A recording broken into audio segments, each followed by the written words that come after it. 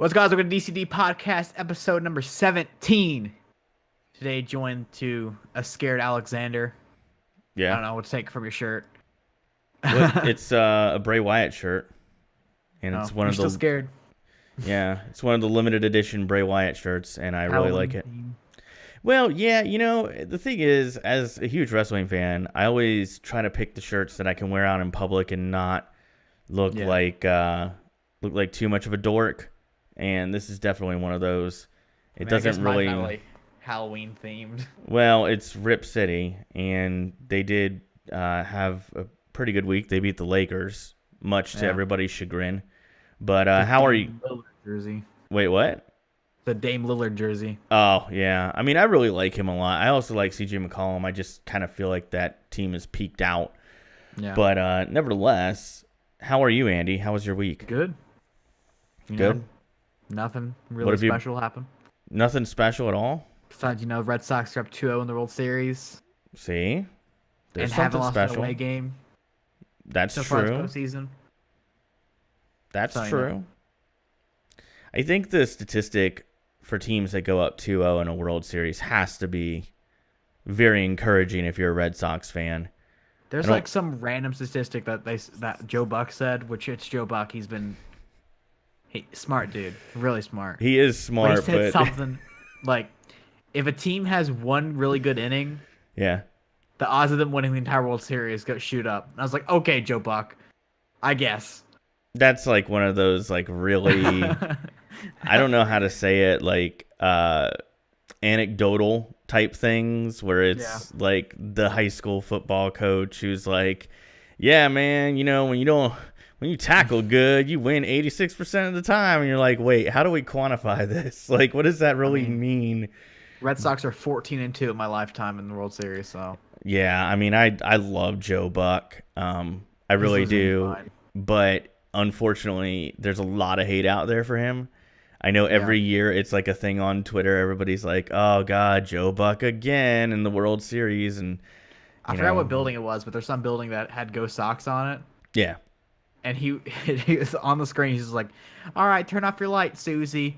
Rick, turn on your light. And he's just like losing his mind. Well, I mean, to be fair, he has fun with it. As much as he gets the hate, he does have fun with it. So good for him. So episode 17, we got a lot of stuff to cover. Yeah. Let's get straight into it, I guess. So let's lead off with some listener questions. What's our first listener question, Andy? We have a question for you. Oh, really? And specifically you, so I can't answer it. Okay. By the Colbster. Oh, wow. Will we expect any Red Dead Redemption 2 content on the channel, or is it a game under your radar? Or not on your radar? No, it's definitely on my radar. I'll be honest with you. I don't know if anybody really wants to watch me play it. That's kind of the question. Like, there's so many games that I would like to play on the channel that I don't. Mega Man? Well, I really need to do a Mega Man playthrough. I think that's really the best way to do it, because the playthrough that I did was really jacked up and a lot of continues and things like that.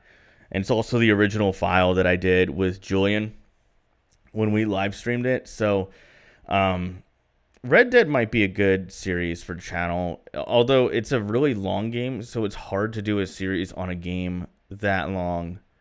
But it'd be like 30 hours.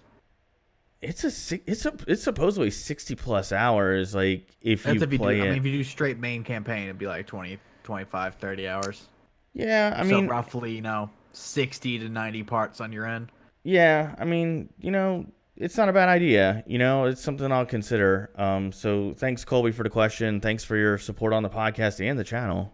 But yeah, I it could be a cool series. I think I might do it. And then we have a question from.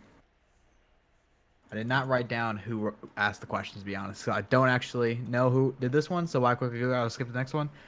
All right. What is the hardest part with balancing the podcast with your real life?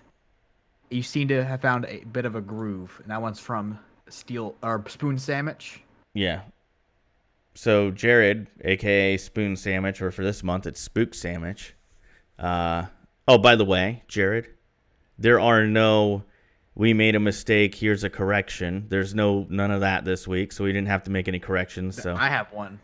Wait, okay, never That's mind. for the sport. That's for the sports. Okay, End, so there is going to be a correction segment in this podcast. So never mind, Jared. But personally, my biggest thing is twofold. I will say the two biggest challenges with having a podcast is one, trying to find a time that works for both Andy and I to record.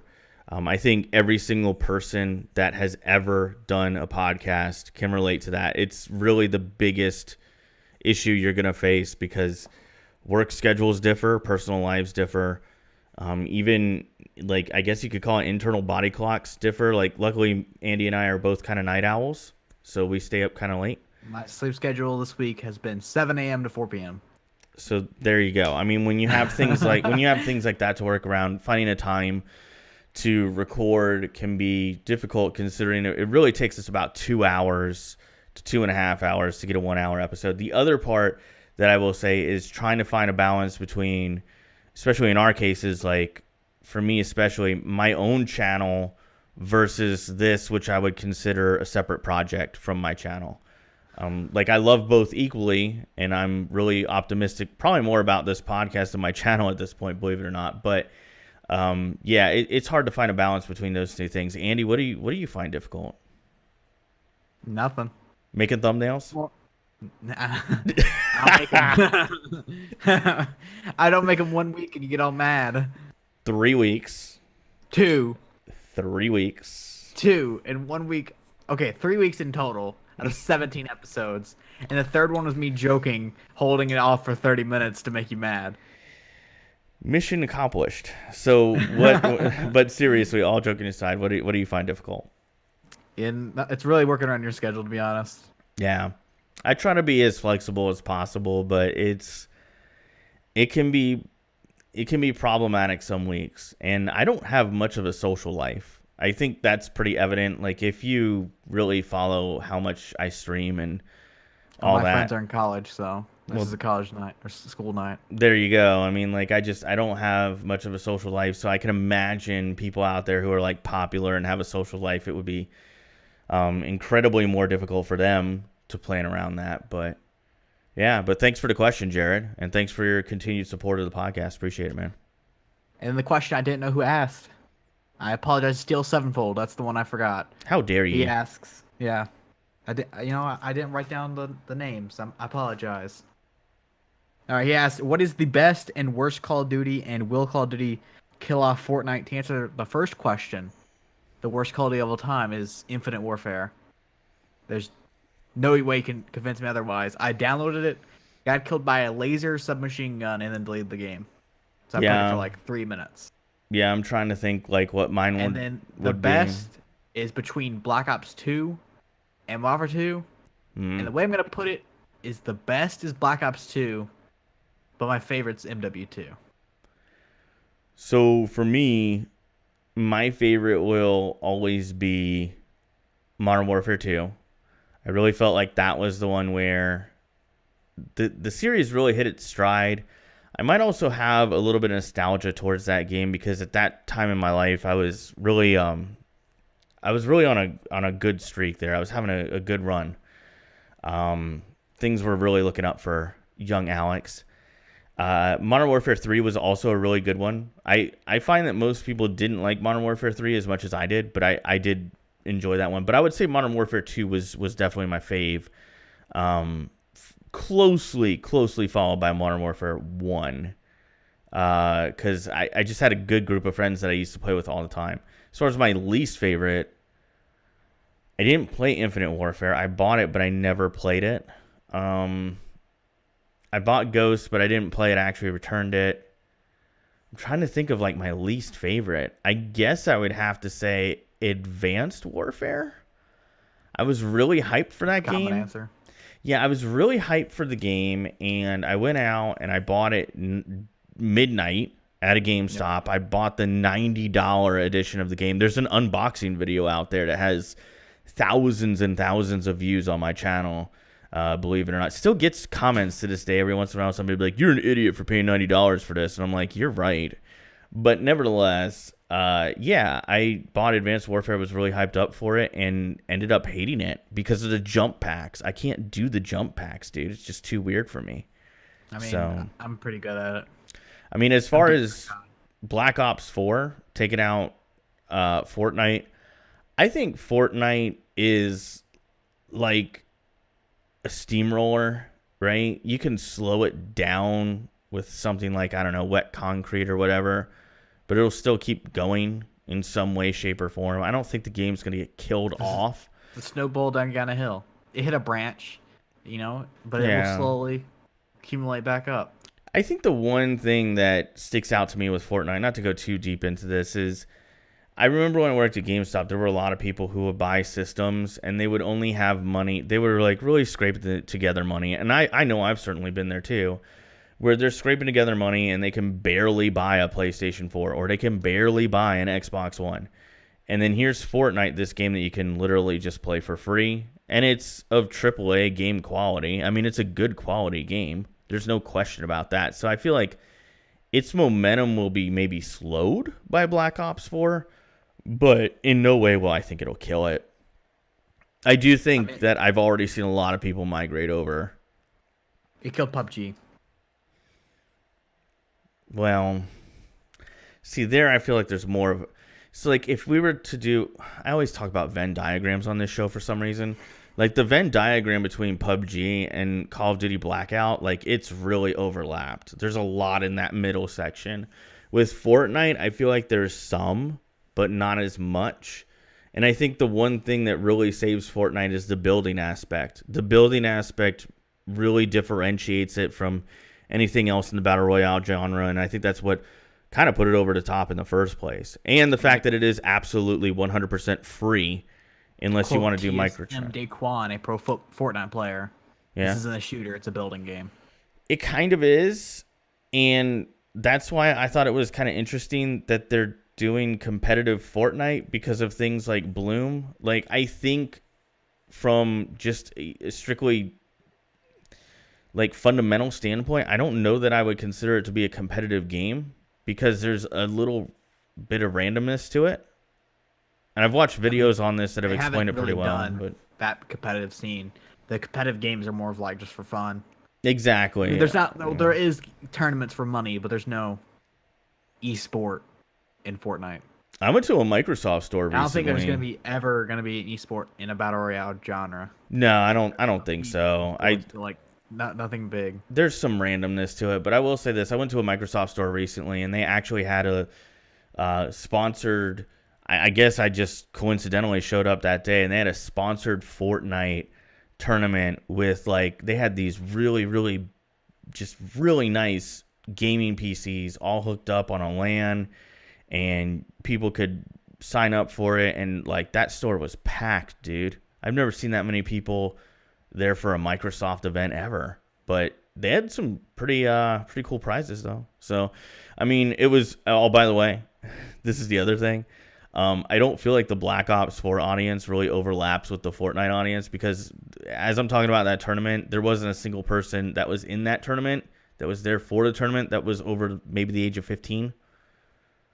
It's kind of a kid's game. I hate to be like that, but if you're an older Fortnite player, I'm sorry. I'm not trying to offend, but it's kind of a kid's game. I mean, I know people are mad at Fortnite right now. Why? Because they added zombies, and apparently they're indestructible. That's apparently they're so bizarre. They added zombies for Halloween. And apparently they're solid. But currently the numbers on Twitch, which is the best way to find out, as we argued on Twitter, me and Jerome. Fortnite has 123,000 and Call of Duty Black Ops 4 has 53. Well, there's your answer. So, Steel Sevenfold, thanks for the question, man, and thanks for being a supporter of the podcast. We really appreciate it. And World of Warcraft is 21. Fun fact. Go World of Warcraft. That's a great game that nothing will kill. Other than Blizzard. One day they'll take it out back and they'll put a bullet in its head, but that's about it. All right, next thing we have. I feel like it's a really early, but it's how it goes. We're talking about Film Club now. Didn't have that many Twitter questions. If you guys want to submit questions or topics for the podcast, always do on Twitter, or now we have a phone line you can call and leave a voicemail that we'll play on the show after pre-screening, so no funny business going on. Yeah. And that number is 929 There you go. 464 DCD. Yeah. Go ahead and give us a call. What a great number, too. You know how long it took me to find one that had 4 DCD at the end? A long time. But there you go. Call us. Leave us a voicemail. So, We don't have voicemail today. it's absolutely free. It's absolutely free, by the way. I want to make that very clear, guys. You can call us, leave us a voicemail for free. I know some podcasts charge for it because they use a different service, but this is, it's free. There you go. Yeah. You can leave it there. And also, several people have asked, hey, can I be a guest on the show? Here's your opportunity. There you go. Leave us a voicemail. I mean, it's not wrong. All right, next we have Film Club. Dude, it feels way too early to do this. Yeah. I don't know. We could have more questions, but we just don't have any. So our Film Club submission was my submission this week, and I went with I didn't try to pick like a all-time great horror movie. So I went with Gerald's Game, a Netflix original coming out of 2017. Story is a couple go on a romantic vacation that kind of goes downhill. Yeah, I'll keep it pretty spoiler free, or I'll try it as best as I can. We can speak spoilers. That's the point, They're supposed to watch it with us. Well, that is true. So, if you haven't watched it and you don't want to be spoiled, there is time codes in the description or wherever you're listening to. They're, in the description. Well, we can't put those timestamps on iTunes for space limitations, believe it or not. Everywhere else, there are timestamps, but nevertheless... Skip ahead a bit, then. Yeah, skip ahead a bit, or maybe pause it, check the movie out, and then come back to us. But yeah, overall... So neither one of us watched this movie before, right? I have. I've seen it. My second viewing. Oh, so you have seen it. Okay. So, Andy, I'll let you lead off. What did you think about the movie? It's very strange, I should say. It's based off a Stephen King novel, and there's a lot of Stephen King nods. Like throughout the movie, they call the dog Cujo and stuff like that. Like near the end of the movie, they talk about the Dark Tower. Yep. Other than that, it's a very, I don't know. I'm trying to not reveal my rating. I will say one thing though. Whenever she does actually get out of the handcuffs, that's the most gruesome scene I've seen in a while. I completely forgot about it from the first time watching it, but that's hard to sit through. I had to look away. She gets degloved. Yeah, I had to look away. That's difficult. That's difficult. And then the first time I watched this, I watched it with Erica, and she did not like the Moonlight Man at all. No. Yeah, very terrified of it. I'm trying to remember. I think I've seen him, the actor who plays him, whose name escapes me at the moment. I think I've seen him in something else, and I can't remember what it was. I mean, I can quickly look up his IMDb. Yeah. What's your thoughts coming away from it? Well, again, I'll try to keep it as spoiler-free as possible. But I guess... So I've thought about this movie a lot today. I watched it today before the podcast, and I watched it pretty early in the day, and I kept thinking about it, trying to figure out why this movie was so critically acclaimed. Because while I thought it was a good movie for something that was direct to Netflix, I didn't come away going, wow, I'd recommend that to people, or wow, I want to watch that again. So, I don't think it's something that I could watch twice. I felt like it was a little bit long. I'm notoriously bad with this, and you guys will find this out as we continue on with the DCD Film Club. I don't like movies that go on longer than an hour and a half. If it goes on more than an hour and a half, I'm like, it better be really, really good. Unbelievably good. So you're saying I can't pick Seven Samurai? You can pick whatever you want, man. I'll watch it, but 3 hours and 28 minutes long. I mean, again, I'll watch it, but I always tell people I just when you start hitting the 2 hour mark, you start to lose me, because there aren't many things in life that you could do for 2 hours and really enjoy it. So I don't know. Like God all day. Well, there you go. I mean, so like there's some of Can that, you play but World of Warcraft for 2 hours? hell yeah, I could play World of Warcraft for 2 hours, but that's me interacting with something. There's Yeah. interaction there, like with movies. I start to go, you could cut this or cut that. Again, it's just a personal weird thing that Ashley hates it, by the way, that I'm like that. But I don't want to sit there and watch a movie for 3 hours or 2 I do have one hours or question. whatever. You watch these movies with Ashley or without? Without, because I like with our schedules, it's very hard to fit a movie in. I feel like one of these days we should get an Ashley opinion. I think we really should. Maybe we could just have Ashley call in and give like a 60-second breakdown of what she thought about the movie. But overall, like I said, I felt like it was a little bit long, a little bit slow. I like what they were going for. I'll give it a lot of positives for this. It did something. There were no jump scares. There were no like predictable psychological horror. There were, yeah, and see, there's very few of those, and I like that because it reminded me a little bit of Human Centipede.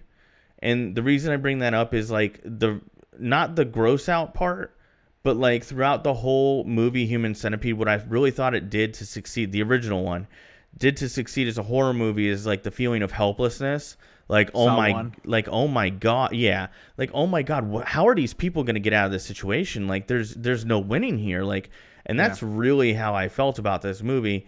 The whole way I'm sitting there thinking, I don't know how she's going to get out of this. At one point, I thought the movie was going to have a very surprising ending that wasn't like necessarily the traditional happy ending, if that makes sense. And there's a little bit of twist at the end, which I thought was nice, and it actually kind of nicely wrapped things up. So overall, I thought it was a good movie. I was shocked when I looked up the reviews, though, and I saw that this thing is like widely critically acclaimed. Stephen King really liked it. The things that I didn't like about this, 6.6 on IMDb. well, there you go. Rotten Tomatoes. Yeah, so I don't really put too much stock into Rotten Tomatoes for a variety of reasons that I won't go into here, but my main point is, Does that have to do with superhero movies? Your Rotten Tomatoes take? I don't want to talk about superhero movies at all because I can't stand the Marvel people. I can't stand the DC people. They annoy me. I've unfollowed people on Twitter because of it, like that want to sit there and obsess over superhero movies and agendas behind why critics do this and that. And it's like, well, there's agendas for every type of movie. It's not just superhero movies. So I'm really sorry if I'm offending anybody out there. I will say please don't take it personally. The website I trust their ratings the most. It's kind of a not known website. That's why the ratings are so like you can trust them because there's no one. It's letterboxed, and they based things at a 5 stars, and they gave it a 3.3.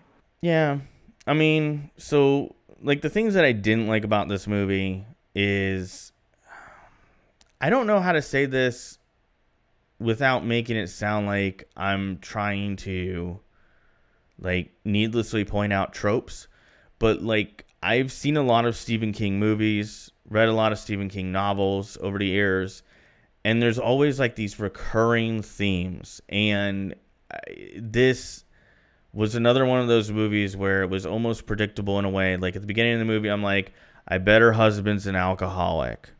I bet her husband is abusive in some way or another, because there's always an alcoholic that's abusive as a male in every Stephen King novel or movie. I mean, he's not in either of those, though. I'm sorry, what? He's not in either of those. In the movie, they make various references to her husband being an alcoholic and also belittling her constantly, which I would consider to be verbal abuse. I mean, I don't know about the alcoholism. And one of the underlying issues of the movie that's brought out is that her husband is considered to be, in her mind at least, an extension of her father, who abused her in like a kind of a sexual way, but it wasn't like a physical sexual way. It's kind of, I won't go into all the details. It's just not something that I'm really comfortable with.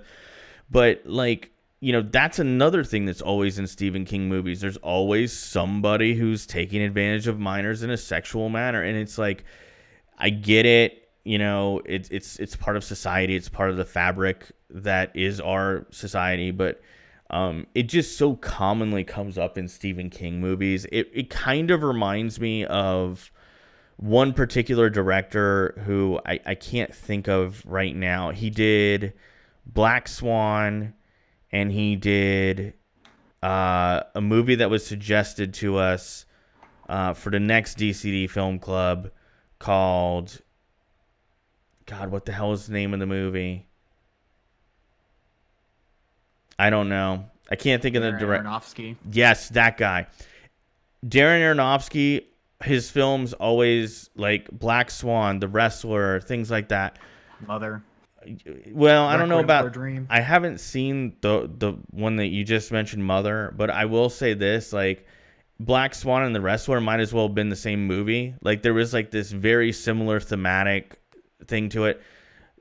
They're one of the best at what they do, and then somebody else comes in and one ups them, and maybe they're a little bit washed up, but then they put on their greatest performance ever. But in the course of putting on the greatest performance ever, they die at the end. And like that's how I feel about the Stephen King movies. Is it's like it's very predictable in that way, where you're like, wow, okay, so her husband's kind of abusive. He has this weird like rape fantasy thing going on.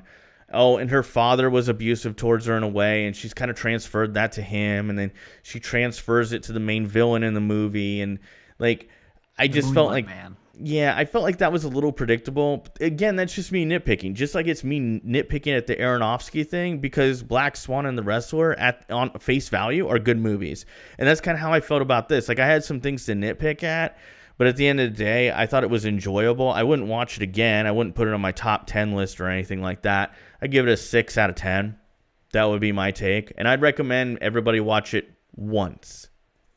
I mean, there's movies like that. I gave it a 6 out of 10 as well. So it's the first time we got the same review. Well, there you go. I mean, normally I have a worse review, but we both gave it 6s. I'd love to hear more about what people thought that watched it, maybe because of the podcast. I know Dumbest Sphinx said he didn't enjoy it at all. Yeah. I can get that. It's really slow at first. Really slow. But by the way, with the voicemail, you can leave your reviews of these podcasts. Yeah. The movies, I mean. Yeah, well, I mean, I'll play that. Yeah. Leave your reviews of the movies. Small little 60-second review or something like that. But the guy that played the Moonlight Man, the guy that you said you've probably seen before, his name is Carl Strucken. He's in a lot of things. He's 50 credits as an actor. Yeah. But the main ones that probably stick out to you is he's in Doctor Sleep, the sequel to The Shining that's coming out in 2020. He's in Gotham, The Blacklist. My Name is Earl.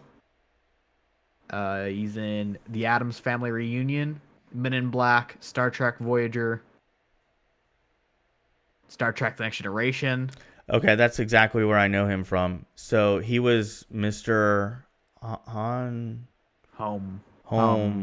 Yeah. H-O-M-N. Yeah, H-O-M-M. I thought it was Hom, so my bad. So Deanna Troi has a mother whose name escapes me at the moment, but her mother is like a... Oh, I remember him. He was like the servant guy. He was like she was a well-to-do, politician, diplomat, whatever. And he was always carrying her bags, and he has a very distinctive face. Like his face is like very distinctive. And they did put some like very light makeup on him.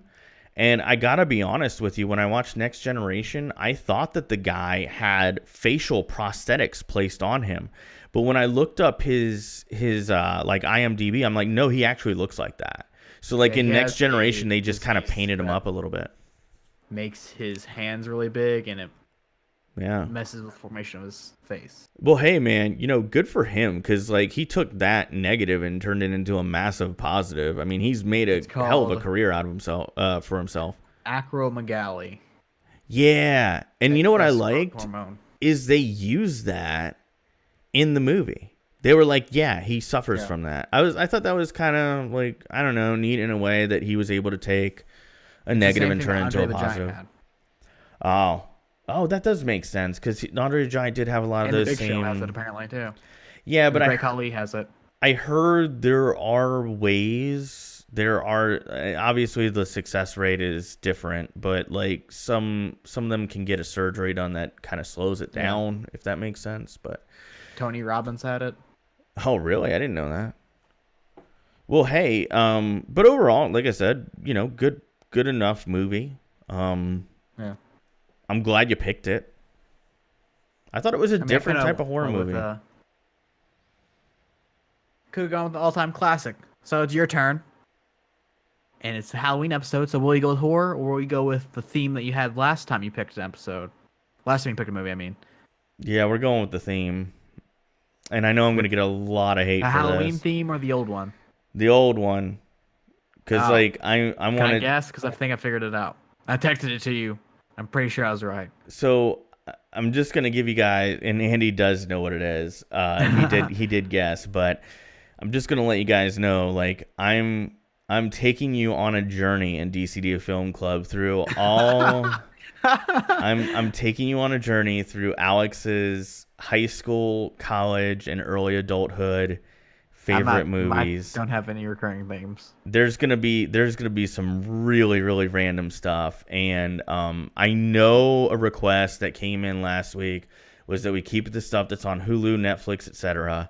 But I have to pick this one because thought about this when we started this. Yeah, this is something that I wanted because when we did Road Trip, I thought this has to be the next one because it's cause and effect. So, by the way, there is a link in the description. By the way, to all the Film Club's selections so far.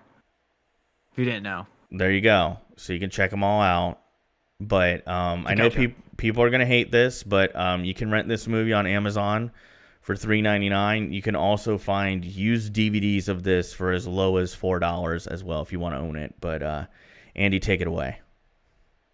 He selected Freddy Got Fingered. Freddy Got Fingered. So the reason why is Road Trip came out. Tom Green had what was considered to be a very good performance in that. The movie was extremely financially successful. And that led to Tom Green getting greenlit for his own movie that he would write, produce, and direct, if I'm not mistaken. And it was Freddy Got Fingered. And acting. And he did act in it. He starred in it. So he did the full shebang. I will say. And I have a lot to say on this movie. If you're going to watch it, don't expect anything going into it. Yeah, just go in with zero. Yeah, go in with zero expectations. It does have 11% on Rotten Tomatoes. So that's my pick. And if you hate me for picking a movie that isn't on Netflix or Hulu, just DM me and I will get you some sources where you can check it out. Stream it on YouTube for $3, Amazon Prime for $3, Google Play for $3, and Vudu all for $3. Or if you want to step it up to iTunes, it's $4. See, there you go. And I mean, if you really want to own it, like I said, there's DVDs out there that I found for as low as $5. So I can Whenever link I you. become more financially stable, I should say that. I want to own all the DCD picks just for memes. I actually do want to as well, and I also want to make a little DCD. I stole this. I stole this from Daniel from The Reasons I'm Broke. He got little stickers printed up for his podcast awards that he does every year, and he slaps them on his Blu-ray. And I want to get a bunch of them made up, own all the movies, and put them on the movies, and I'll give them to you as well. No, it's just something that says DCD Film Club. No. Just so everybody knows. Oh, by the way, before we move on to our next thing, I just have to point this out. So, had a little bit of a sad moment, and it shows you how out of touch I am sometimes with the outside world. But I was talking to Ashley, and I'm like, I really want to find Freddy Got Fingered on DVD. And she's like, well, I don't know. Like, I don't know. Where the hell would you find that? Like, it's such a random movie. I was like, oh, we could just go to Movie Stop. There's a Movie Stop right there on Kirkman in Orlando. And I found out that Movie Stop is completely done. Like, they shut it completely down. I didn't know that. Movie Stop's no more. And it was an extension of GameStop. Movie Stop was a separate company that got spun off of GameStop, where it was basically GameStop for movies. They were big. They were like really big stores. There's no Blu-ray, so you have to go with DVD. Yeah. The DVD on Amazon is $20. I found a website that sells the used DVD for $5. And they guarantee it. And I'm probably going to buy it tonight. I'm not even going to lie. Be a fun one. Maybe for you. No, it's gonna be great. It's gonna be great. Yeah. So let's move on to our All next right. All right. topic. Next topic, we have keeping it within movies. We have the LeBron James Film Company, which escapes my mind right now, is attempting to make a Friday 13th reboot. Yeah, what's the name of that? Doesn't it start with like an A? Spring Hill Entertainment. Sorry. Yeah, Spring Hill Entertainment. They're the ones currently behind the Space Jam 2. And then they're working together with Vertigo Entertainment, which are the people that made the 2017 It, to make a reboot Friday 13. There is some things that are holding back this reboot Okay. that I should let you know. So they have the guy that owns the original screenplay Yeah. on with them, Mm-hmm. but they don't own the rights to the character of Jason Voorhees. Yeah. So they own the rights to Pamela, but not Jason. So if another guy owns Jason, they're currently doing some court stuff to get the rights to Yeah. Jason to make this movie. So if it goes on how they're trying to make it right now, Jason won't be in the movie at all. It would just be a complete remake of the first one. Well, Pamela. I think we can all agree that without Jason Voorhees, the movie franchise really isn't. Yeah. That would be like doing Freddy Got Fingered without Tom Green. I mean, you just can't do it. So I would Well, say just doing I haven't seen the movie, but you can throw in Sean William Scott. exactly. So I mean, I think this is a good idea. I think we're starting to see why LeBron went to LA. I know this is going to be an unpopular opinion, but I feel like LeBron going to LA was a lot like when Shaq went to LA in 96, 97, where it allowed Shaq to rub elbows with people in Hollywood, get into movies. I don't think He that also wants to own a basketball team, which going to LA lets him get some experience with the Magic. Exactly. And, you know, personally, I don't think that Shaq becomes the celebrity he is right now if he had not played in LA all those years. So I think that this is kind of what LeBron is doing. I think LeBron's starting to think about life after basketball, like business ventures, things like that. And Which he doesn't plan on retiring at all. He wants to play till his son plays, which will give him, I think it's at least 6 more seasons. yeah, but I mean, even after he's retired, let's just say he plays till 45. I mean, conceivably, the guy still has quite a bit of time left on this planet. So he owns a film company. He runs a school. So there you go. I mean, I think that, you know, he's thinking about things that he can do after basketball and towards the tail end of his career that will make him even more money. So good for LeBron. And I think it'll be good to see maybe this series get rebooted. I think that would be kind of a cool thing for the series. I think fans would enjoy that, don't you think? Yeah. I mean, yeah. The news came out also after the Halloween, opened to a $77.8 million opening weekend. Yeah, I didn't see that coming. But that's good. Yeah. That's good. I mean, you know, you want movies like that to do well. Speaking of LeBron, a similar high-profile character that I forgot to add to the topics, but I got reminded by you mentioning it. And this is going to be a little short thing, but I'm just going to stay. Drake has invested and now currently co-owns a esports organization called 100 Thieves. And with that, Michael Jordan invested $28 million into an esports organization. So all these high profiles are investing in esports. Maybe they see something that we don't. I didn't think that it would ever get to that point, but it's good for gaming, I think. Drake is with this guy, Optic Nade Shot, or now 100 Thieves Nade Shot. Drake owns it. The owner of the Clippers invested on it like a year ago. Steve Ballmer. Yeah, and now they're co-owners. Drake, Nade Shot, and Steve Ballmer. Yeah, I mean, hey, man, if you're Drake and you got the money and you're going to go into a business with Steve. And also 100 Thieves is a high-end merchandise profile coming up. Yeah, there you go. I mean, Steve Ballmer's a really smart guy, so if he invested in it, like, probably a really good investment for Drake. Michael Jordan's also a very good businessman. He's got some good people that surround him when it comes to business. So I would say that good move for Drake. Good for esports too, man. How far we've come. You know what like franchising esport is? Like they franchised Overwatch, where it's like the Houston, whatever they are. Yeah, I saw that. Yeah. Apparently they're in talks to do that with Call of Duty. That's neat.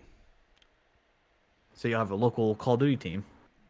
All right, next news, keeping in with gaming, we have Devil May Cry 5. I didn't really write down, I don't know if you did any research on what this is. But I wrote it down to like have it as a topic, but didn't really put anything to see your hot take on it. So it looks like a really good game, but they have this really bizarre collector's edition that... Yeah, that's what I'm talking about. What the collector's edition is $8,000. And it comes with a replica of his jacket that costs $8,000. It's like the $1 million version of Saints Row the Third. It's just... I mean, I don't really have an opinion on it because I looked at it and I saw that somebody was like, yeah, you know, like it really is worth about 800. And I just thought to myself, yeah, I mean, I just thought to myself, this is something that will be first of all, it won't be in a retail store. Yeah.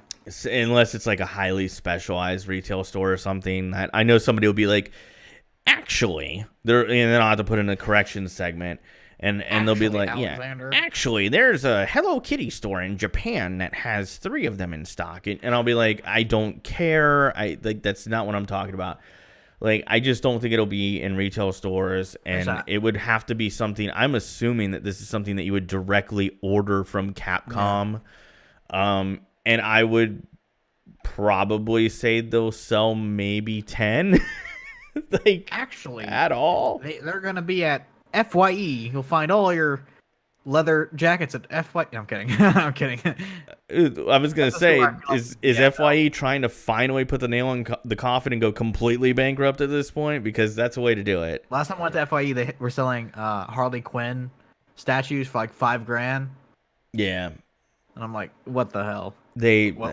You want to talk about a retailer that just had, like, I knew a bunch of people who worked at FYE until very recently, and that company has no direction. Yeah, I go in there, the one that's in my mall area, there's just half of the store is just naughty stuff. Yeah, it's just kind of, I don't even know, man. I haven't been in an FYE in a while, and the last time I went in, I agree with you, it was kind of all these weird things that you think, like, kind of like what GameStop's doing, trying to diversify what they sell with high-margin items and things like that, and that's not necessarily a bad strategy, but it also makes you look a little bit desperate to the average consumer. They see right through that. It's incredible how pervasive people can be sometimes. So, yeah, man, I meant to say perceptive is the word I meant to use. But, yeah, I just don't see the big deal. I just wonder why things like this exist. It's like that special edition that you linked me to where it didn't come with the actual game. And I was like, what? State of Decay 2. What's the point? And the Call of Duty one. There's a Call of Duty one. It came with socks. It's so bizarre. So bizarre. What if this one doesn't come with the game? It's $8,000 for the jacket. Doesn't come with the game. Yeah, I don't get it. It's the future of gaming. Special editions that don't come with the game, Alex. I don't think consumers will take too highly to that. I mean, consumers already hate when they get a special edition of a game and then they get a digital download code inside. Though. You get a zombie mask for that was $60. That doesn't come with the game. Oh god, it was like a Party City edition of State of Decay 2. It was terrible. Underrated game. Good game. I enjoyed it. Good game. I enjoyed it too. All right, we have next in the news. WWE, you're a big WWE fanboy. There's been some controversy with WWE signed a 10-year deal with Saudi Arabia, and there's some stuff going down in Saudi Arabia. Yeah. This one's tough for me, man. Like, I'll give you guys the Cliff Notes version. It really shouldn't be the Cliff Notes version. And quite honestly, I don't care where you stand politically. This is an issue that I would encourage you to research and look into, because it really is a cautionary tale of what happens when you allow a government to become too powerful and allow them to quite literally just murder their political opponents.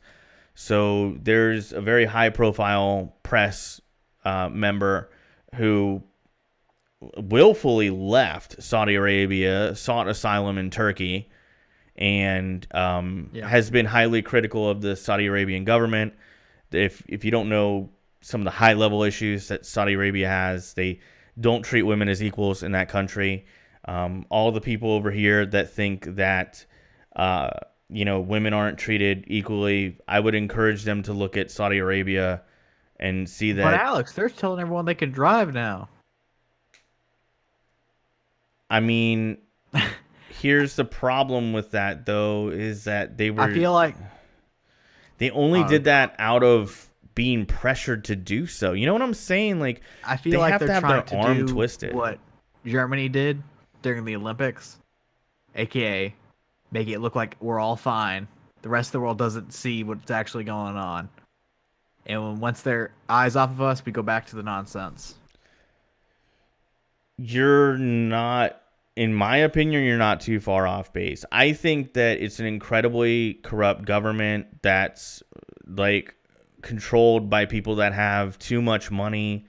You want to talk about income inequality? They're the best example of income inequality in the world. They don't treat women as equals. They have, I talked about this on my stream, so if you heard this on one of my streams, I'm really sorry, but like they don't treat LGBTQ plus, I don't know the proper term, I'm sorry, but that community, they don't treat them fairly. They don't have the proper human rights over there. It is punishable by death. They still take part in public executions for reasons that are not worthy of capital punishment. I'm on the fence about capital punishment from a personal standpoint. It's not a topic I'm going to go into here. But, like, if you murder someone and you face capital punishment, most people will be like, oh, well, that's somewhat sensible regardless of where you stand on the subject. But, like, they'll execute people for ridiculous things that are not worthy of capital punishment. They'll do so publicly. They murdered this guy. Like, at this point, enough facts have come out. They murdered this guy. They took him out back. They dismembered him. It's a massive human rights problem that's going on over there. And shame on WWE. And, to use a WWE character's phrase, Ted DiBiase, the $1 Million Man, everybody has a price. Well, I guess Vince McMahon's price is $48 million. Because for the money that they're going to get for this show, they're throwing their morals out the window. I think it's really telling that so many members of their roster, for one, the females can't compete there. That's number one. So I think it's pretty clear if you were a female in the WWE, I think it's fair to say you wouldn't be really on board behind with the this. scene. That's probably why Evolution's happening. Come on, dude. That again. This is like road trip and Freddie Got Fingered. Like although I will say this, Evolution will be much better than Freddie Got Fingered, but nevertheless, like it's cause and effect. I'm probably gonna try to watch it. I mean, I'm gonna watch Evolution, no doubt. I mean, I'm looking forward to it. They're bringing back some really cool. I don't watch every pay-per-view, but I do. Love them all. A lot of wrestlers are not even. They're declining to even go to Saudi Arabia. I didn't know that any of them had. I had no idea that they had declined. I just thought that they had very John privately. Cena and Daniel Bryan are the big names that declined to even go. Good for them, dude. Good for them taking a stand. And I would, if I were in that locker room, which obviously I never would be, I'd be joining those guys. And if somebody loses their job over it, that sucks. That can say no. I feel like can say no, like the AJ Styles, the Samoa Joes, the guys that they're not gonna fire them, but the jobbers I think are kind of forced to go. Not even the jobbers. Let's be honest. If you're Baron Corbin, you're afraid to not go.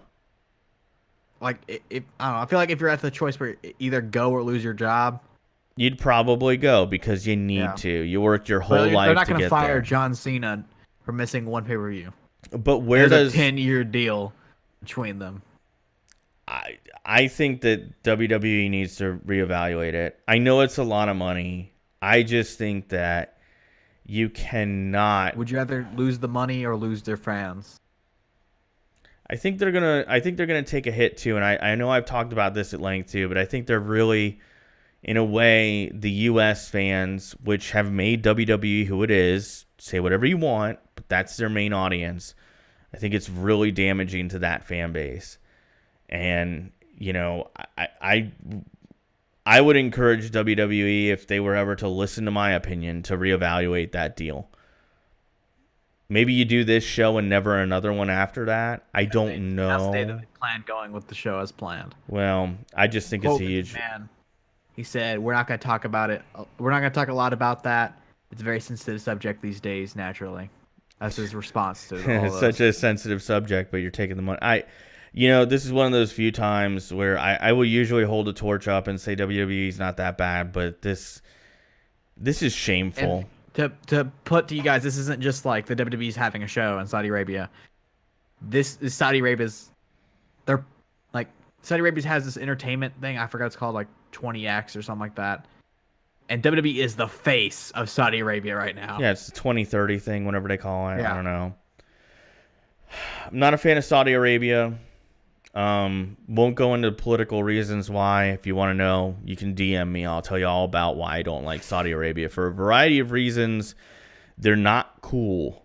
They're not good people. I must have put this topic down because we didn't want to go political on the podcast. But isn't the Crown Jewel the event where Kane is fighting? Yeah. All right, mayor. Dude, I'm just gonna be real with you, dude. I'm glad you put this down, and I don't think that this is really overly political. I think that people that are both liberal, conservative, I think you Kane name needs it, some security guards. Dude, I'm not watching this nonsense. I know it doesn't matter because I'm a network subscriber, so they don't care if I watch or not. But I'm not watching this clown show. This is wrong. What they did to that man was wrong. If the U.S. did this, citizens here, if the U.S. did, I'm not saying that the government doesn't have people killed. I think we all know the U.S. government does all kinds of stuff. But this was done so publicly and in the open and in such a, like, I don't know, man. I'm just not cool with this. And then to top it all off, the way they treat people. Maybe the same as like they, I don't know, publicly executed Anderson Cooper. I mean, he's to the U.S. side. He's a gay man, right? Yeah. So I hope I'm not thinking it wrong. I think Anderson Cooper's gay. I think he's open about it. Like, we'd be up in arms, and I think there's a lot of a lot of my he is openly gay. A lot of my friends who are WWE fans that fall on both sides of the political spectrum, liberal, conservative, moderate, you name it. I haven't talked to one person who's like, you know what?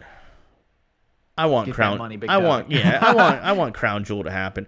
I'm not watching it. I'm not watching it. I think it's shameful. It's shameful to take money from somebody who is directly involved in a government that's so corrupt.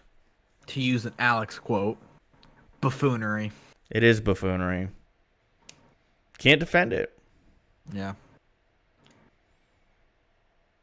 All right. So what's our next topic? I think we're going into sports. That's all for entertainment and video games and all that news. And we're heading to sports. The first things to keep things, I guess, controversial, which I had no idea what this was, and you put it, and I didn't want to look it up. The NFL fires a referee. I mean, I just put it in there just to say, like, we, as fans, we consistently criticize the NFL for not coming down on referees. Yeah. And I think that this is, I hate that the guy lost his job, but let's be real. We all know that NFL referees do this part-time. Yeah. This is not a full-time job for them. These are usually guys who are very, very well employed and are not doing this for a paycheck. So I think it's a really positive step, and I just wanted to put it down and maybe get some of your thoughts on it. In the past, the NFL has been very, very supportive of referees, almost to the point of not criticizing them publicly. And in recent years, the NBA has done one thing that I think the NBA has done exceptionally well is they have reports that come out daily where they talk about the last 2 minutes of the game and calls that refs may have missed or overlooked or gotten wrong and things like that. And I like that level of public transparency with the fans because fans appreciate those little things, even if it does make them more angry. What? I think that the NBA is the best business in sports. You're probably right now. 10 years ago, it's the NFL. But it should be the NFL, but their commissioner kind of From a business side, the NBA is the best. Players make way more money. Yeah. Well, and let's be real. There's a reason for that. There's only 480 players in the NBA, and there's how many in the NFL? The simple fact that you can't see an NFL player's face through the face mask. I mean, that's fair too. So anyway, I just thought this was interesting to bring up. Like the NFL recently, especially this year, they've been very public in saying refs missed this call or that call or what have you. I see the reports every Monday and Tuesday on ESPN. Was it the Baker Mayfield call? I don't know what the call was. I forget. It was a false start call on a scoring drive by the LA Rams, I believe last week. And, but overall, I just thought I'd get your thoughts on it. Like, I think the NFL is being more transparent about officiating and things that get missed. And I think it's nice. So, kudos to the NFL. Also, I saw somebody on Twitter. I hope they were joking. I hope they were being sarcastic. That was asking for the replacement referees to come back. Boy, I don't know. I don't want that again. It was so bad, Andy. People forget how bad that was. Anyway, let's move on. I mean, so far, at least the beginning of the season, flags are not fun at all. No, they haven't been fun. Flags are flying everywhere. Yeah, I feel like the last 3 weeks it's been better. I think the first 4 weeks it was like, oh my god. Games are unwatchable because every play it's like, roughing the passer, especially. See, that's one thing I think sports fans can almost universally agree upon, and it happens in every sport. It's happened in MLB during periods. It's happened in NBA, NFL, even the NHL. Like, you get officiating crews that basically take over the game, and I hate that. It's one of my biggest pet peeves about sports because it's like, I don't pay to see the guy in zebra stripes. I don't care about that guy. I don't even know his name 9 times out of 10. So, I know the hardcore fans do, but the casual fans don't. And we don't pay to see that. We pay to see the entertainment. And I've always been a fan of the let them play thing. Like do the old NASCAR thing where like, just let them race. That kind of thing. But Angel Hernandez. Is that an MLB guy? He, against challenges in one game, was correct 1 out of 5 calls. There was a period of time in the NBA where almost all of the referees were over the age of 60, if I'm not mistaken. Yeah. And you're sitting there and you're going, those guys can't have great eyesight. They've been officiating for so long. Like, the NBA had a serious problem with that for a while. They had no developmental system for referees, and unfortunately you do need new referees every once in a while. People die and they retire. Refs should be around their 30s. I think there's reaction time, right? The thing is, there's 2 sides of it. I feel like the younger the ref gets, the more biased he's gonna be. The older ref gets, it's gonna be stereotypical, and it's gonna be very I don't know, it's just gonna, the way I say it. They're gonna not know the new rule book. They're gonna think of the old rule book. Like back in my day, you're not bleeding. It's not a foul. Hey, I don't know. I want a corrupt ref in one of the sports. I want I'm not talking about Tim Donahue who went to prison for fixing games, but I want to the Boston College scandal. I want like a WWE style like corrupt ref who counts to 2 and then he's just like, nah. Special guest referee, Yeah. Kobe Bryant. Mankind. Mick Foley comes running out. Let him officiate an NBA game. LeBron like knocks out a ref on accident, and here comes Kobe Bryant in a running out of the tunnel. Yeah, I love it. I mean, I'd love to see that.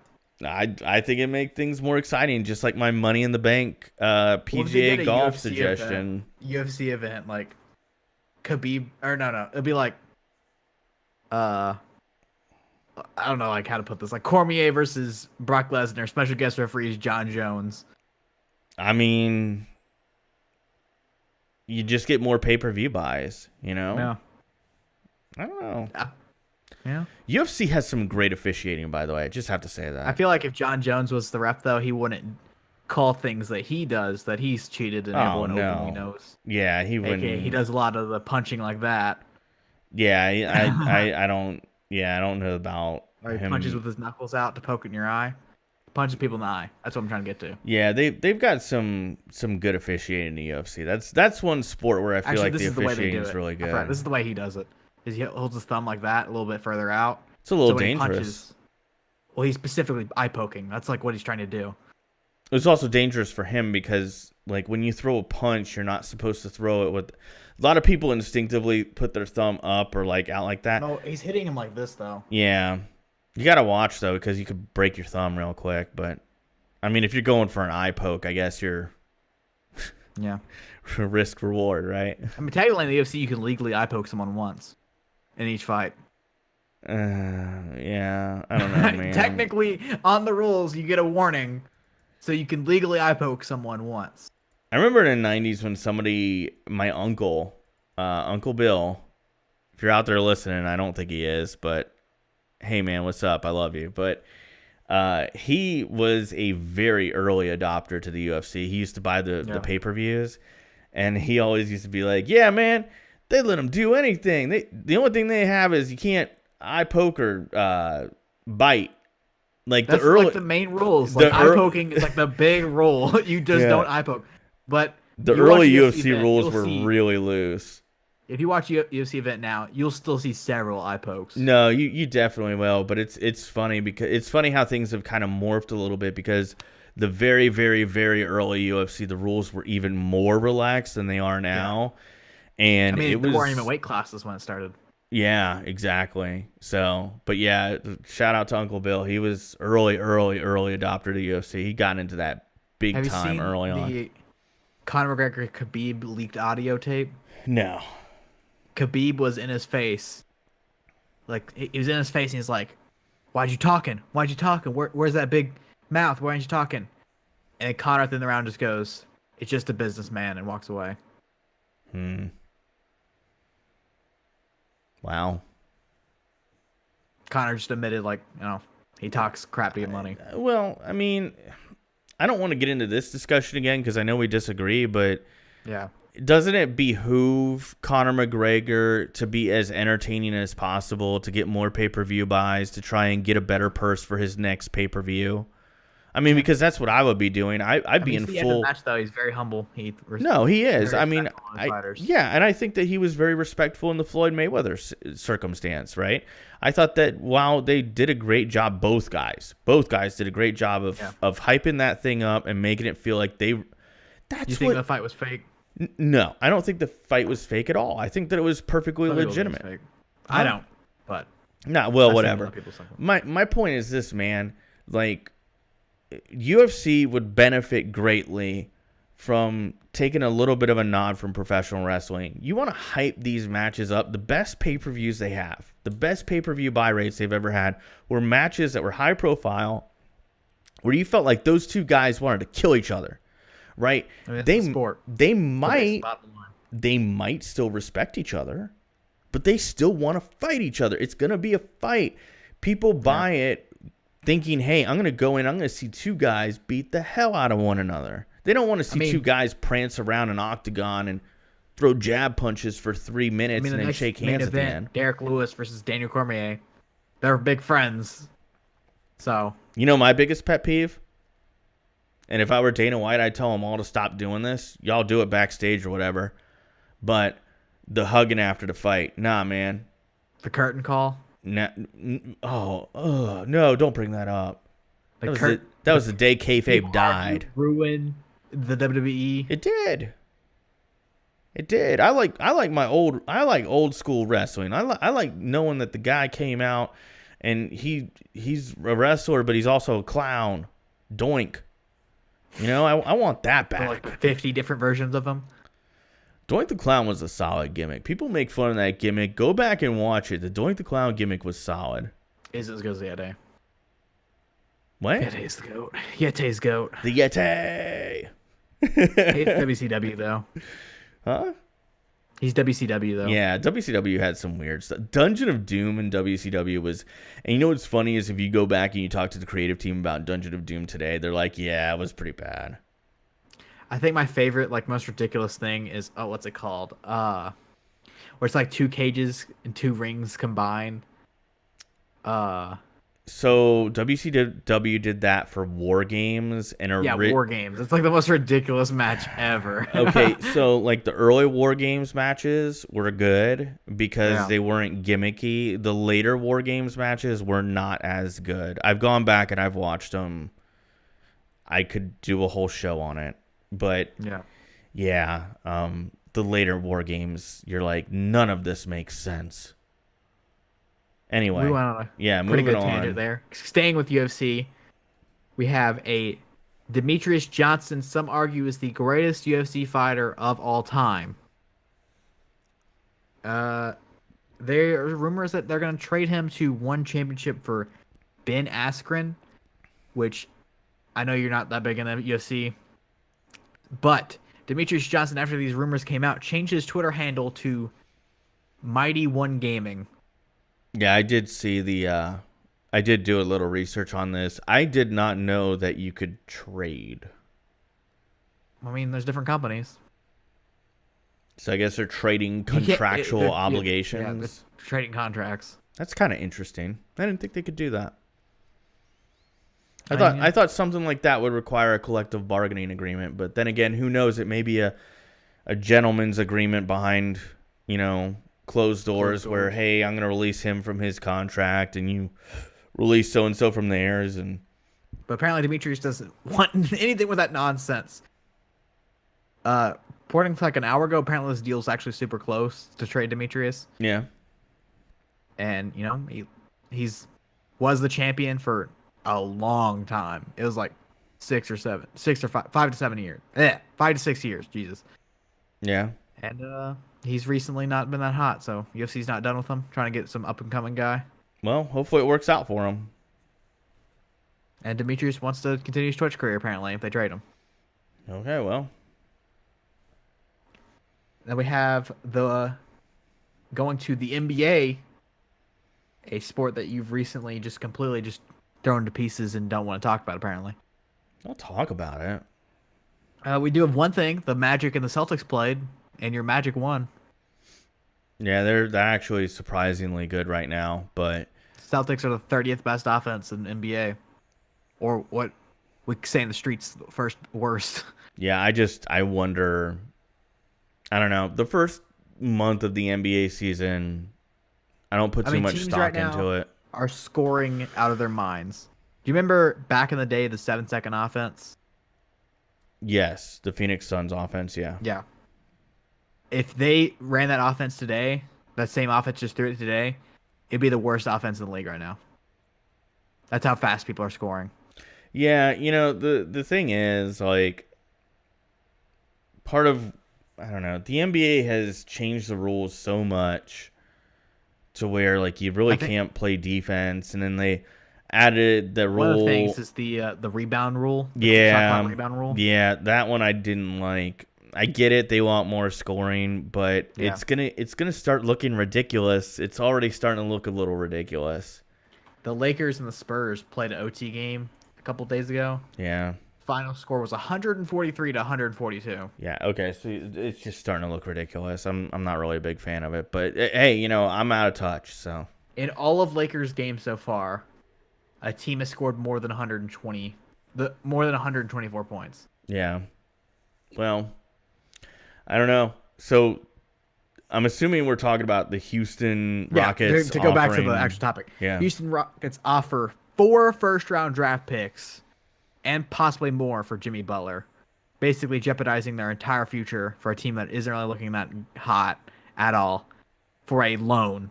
4 first-round draft picks for a loan. I'm surprised to see this from Daryl Morey. So first off, I'm surprised the Timberwolves haven't accepted it yet.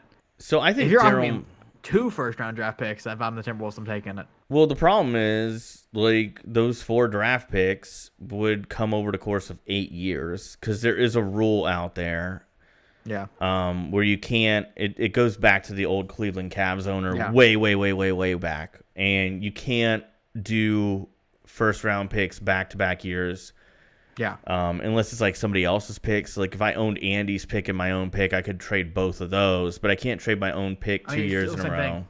You've seen in the past the Celtics have the Nets picks for years. Still have the Nets picks. The Celtics right now projected to have the 9th pick and the 3rd pick in the draft, just from that Nets trade. But the problem is, like that's a really good example of why you don't mortgage your future for the present. It very rarely pays off. I know a lot of people like to point to the Boston Celtics in 2008 when they traded for Garnett and Ray Allen, but people forget they got Ray Allen for 1 first-round pick, and they got Kevin Garnett for Al Jefferson, basically. So that's a big difference between giving up 4 first-round picks for a rental of Jimmy Butler. When they trade Kevin Garnett to the Nets.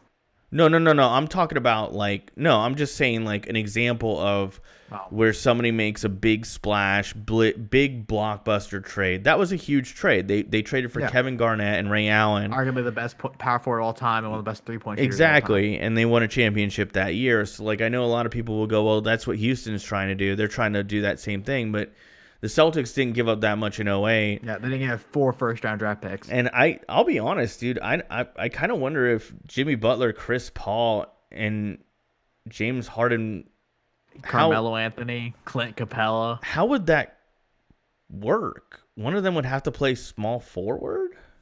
I know it's a positionless NBA, but I'm just saying, that's a really weird combo. Hypothetical trade happens, the starting lineup would be CP3 and Harden play the guards. Because you can argue Harden's the point guard. Mm-hmm. And then Butler and Melo play forward, and Clint Capella play center. Boy, we're looking that's the Brad Stevens viewing of how positions work, in which you have guards, forwards, and a center. That's it. That's just plain. And he kind of argues it's just guards and forwards. I get that. I don't see it working. I'm surprised to see this from Daryl Morey, who I think is one of the best general managers in sports. Like, not even just the NBA, in sports. I think he's one of the best. Yeah. You're probably right. Losing Trevor Ariza. Yeah. They have no defense. Jimmy Butler, amazing defender. I think that's really what he's going for. Well, and he also scores the ball too. Yeah, I don't know, man. The Jimmy Butler saga, I gotta be real. It's entertaining. You never know what's gonna happen next. It keeps getting weirder and weirder and weirder. And they convinced him to stay with the Timberwolves, and so far this season the Timberwolves are 2-3, 11th in the West. There you go. And the Rockets are 1-3, so. Can't play D. Can't play D in a league that doesn't like defense. So, I mean, I don't know. Yeah, the Raptors, their 2 best players you can argue, are better defenders than scorers, and they're 5-0. It's fair. It's fair. So, what's our next topic? Just a little, World Series update. Yeah. Your Brew Crew didn't make the World Series, Boo. as you predicted. Boo. And what's your thoughts on the new World Series? I think Boston. Which is currently 2-0 Boston. Yeah, I think Boston's going to take it in 5. The gentleman sweep. Yeah, I don't see it happening. The Dodgers losing the first two, like, that is really tough to come back from. I don't want to jinx it, though. I don't really care either way. I'll be honest with you. The two most the two teams' salaries are the most are in the World Series. Yeah. If ever there was a case for a salary cap in baseball, this season would be it. The Yankees, the Red Sox, Dodgers. I mean, Angels are going there. They're offering Mike Trout a lifetime contract, which as they should. And then Bryce Harper, his opening line is 10 years, $300 million. That's a joke because he's so wildly inconsistent. I don't know. I'm not really I don't know. I think that he's one of the better players in baseball, but he's incredibly inconsistent. As for Mike Trout, you would drive up a truck full of money to his house, and you would say, "Is this enough, sir? Do you need more?" And you would just give him whatever he wants. And then Mookie Betts, you come with 2 trucks. Yeah. Well, I don't know. I think that it would be a very similar situation. I don't think Mookie Betts is quite as good as Mike Trout this year, but I do think that he has the potential to get on that level. Mike Trout is the best baseball player on the planet right now. He has a chance, in my opinion, to become one of the greats of all time. The way he's been playing, pace, literally to break every single all-time record. Yeah, and I don't want to jinx it for the guy. I'm really rooting for him because it's a good story.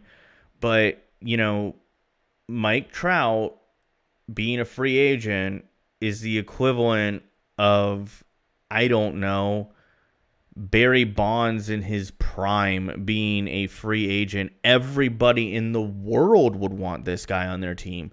You could be the Miami Marlins. You'd pick up the phone. LeBron, Wayne Gretzky. Yeah, it's like if Michael Jordan was a free agent. You'd at least make the phone call and see if he'd even hear you out. Everyone throws an offer. Yeah. When LeBron was a free agent, the Magic stunk. And the rumor is they called his representatives and they got quickly told no, he's not even remotely interested. But you make the phone call. The first decision, there's 9 teams that were potential candidates. Yeah, so if you're from what he said, he was in talks with, he had 7 meetings. Yeah, if you're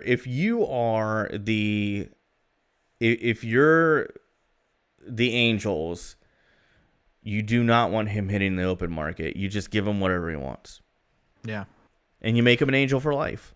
For a fun little thing, talking about salary cap, this is completely off. But in NBA 2K, if you start in my league with salary cap off, they do yearly things where you can vote for rule changes.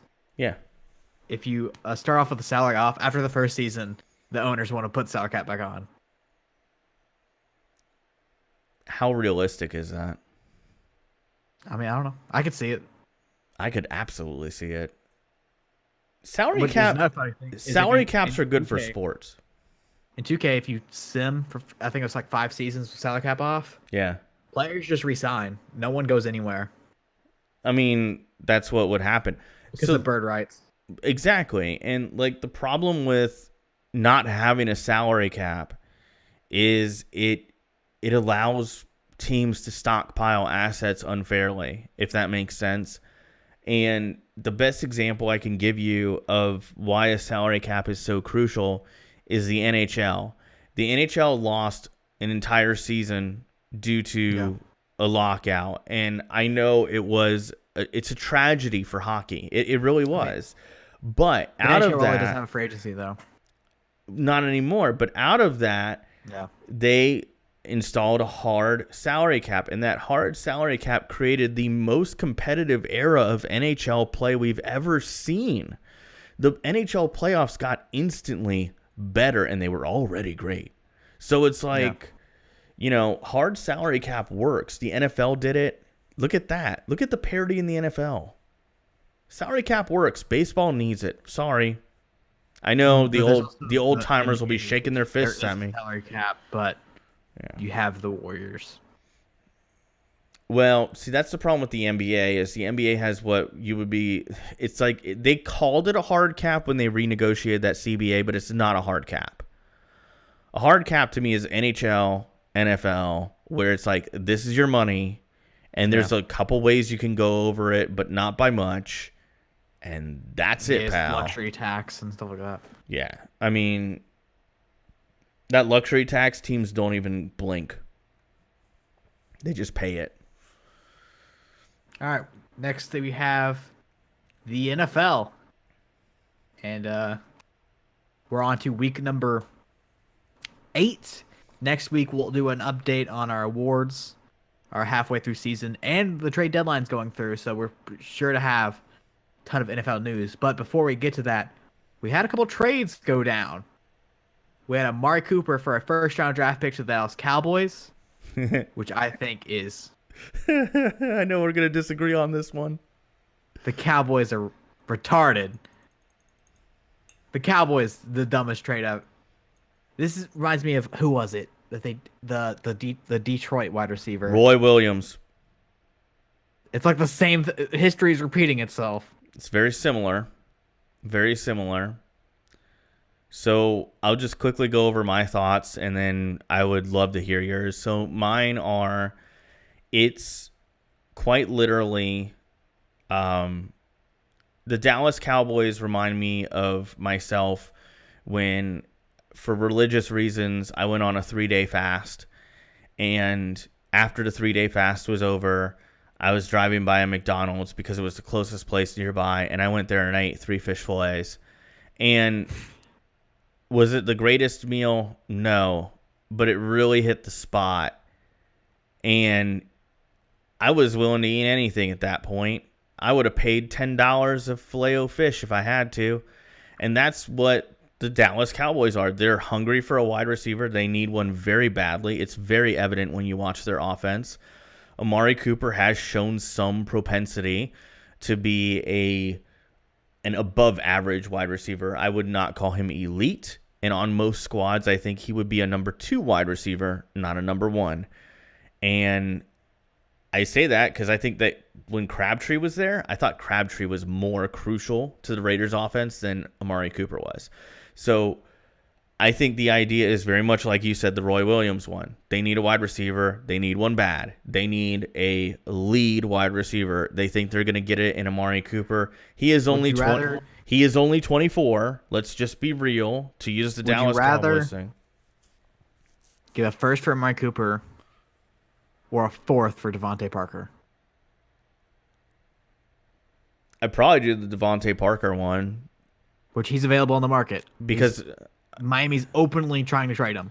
So, like, are you familiar with the Jimmy Johnson list of, like, value for draft picks that he famously used? And to this day, there are NFL general managers who use it kind of as a base of the, like, what the Dallas Cowboys gave up.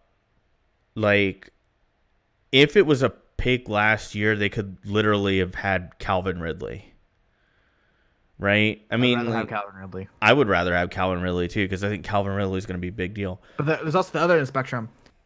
First round draft pick for a guy you get 1 year of their rookie contract. Yeah. And then he's going to ask for top tier money. Yeah. I mean, so I know my take was very unpopular on Twitter. I feel like it fills a need for Dallas, but they overpaid for it. So it's like completely overpaid for it. So to use another example, it's like this one girl who I knew who really needed an HDMI cable, and I was like, if you just meet up with me, I'll give you one. Like, I have a bunch in my house that I don't even use, right? She's like, no, I'll just go to the store, and she paid $20 for it because she wanted it like right then. Right. And I was like, you just overpaid for something. Yeah, you needed it, but you overpaid for it. And I feel like that's what Dallas did. And then, like, with the Raiders, I mean, there's very few players. Like, if I look at the Bucs roster, right, there's probably about 5 players on the roster where if untradeable. Yeah, that you wouldn't trade straight up for a first round pick. After that, everybody's on the table for the most part when you're talking about first round picks. So I mean, if you're John Gruden, who, let's just be real, he's running that team, and they offer you a first for Amari Cooper, come on. So I thought it was a good trade. This is A+ trade for Oakland. And Oakland, like, they were not going to. I don't care if you put Khalil Mack and Amari Cooper back on that roster. They're not winning the Super Bowl with that team as it was constructed. So I mean, some people argue. All right, first, the Raiders have 3 first-round draft picks now, which is great. But if we take anything away from last year's draft, they're not going to pick anything. Just based off what we know, they're not going to draft anything good. But they will have 3 first-round talents. And also, people make the argument that John Gruden has a 10-year deal. He doesn't have to win now. Yeah, I think that came from Bobanot. Plan. I saw Bobanot, but Ben will talk about it a bit, and other people talk about it.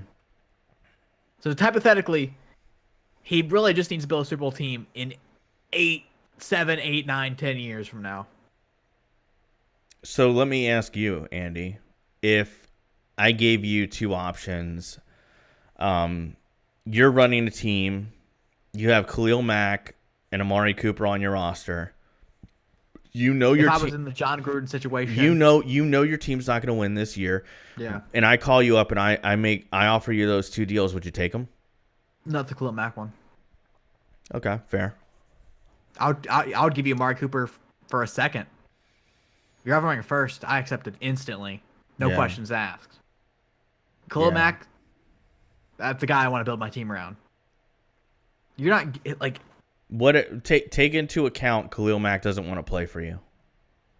Well, with that there, then I make the deal. Because Khalil Mack didn't want to play there.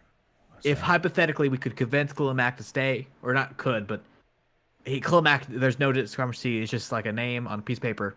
Yeah. This is all on paper. And I can build a team around Khalil Mack.